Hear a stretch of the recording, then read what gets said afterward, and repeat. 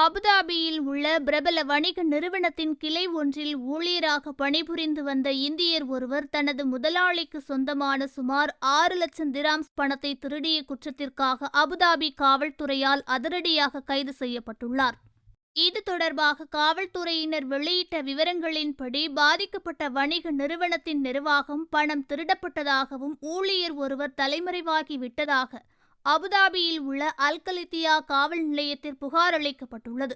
இதனையடுத்து அல்கலிதியா காவல் நிலையத்தின் குற்ற புலனாய்வு குழுக்கள் உடனடியாக குற்றம் சாட்டப்பட்டவர் தொடர்பான தகவல்களை சேகரித்து தீவிர விசாரணையில் ஈடுபட்டுள்ளார்கள்.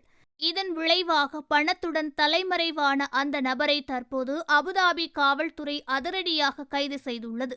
தற்போது விசாரணை நடைபெற்று வரும் நிலையில் குற்றம் சாட்டப்பட்டவரின் உடல்நிலை தொடர்ந்து கண்காணிக்கப்பட்டு வருவதாகவும், மேலும் வழக்கறிஞர் மேற்கொண்டு வரும் சட்ட நடவடிக்கைகள் தற்சமயம் நிலுவையில் உள்ளதாகவும் கூறப்பட்டுள்ளது. அபுதாபி காவல்துறையின் ஜெனரல் கமாண்டிற்கு நன்றியை தெரிவித்துக் கொண்டதுடன் குற்றம் சாட்டப்பட்டவர்களை கைது செய்ததற்கு திருப்தியும் தெரிவித்துள்ளது.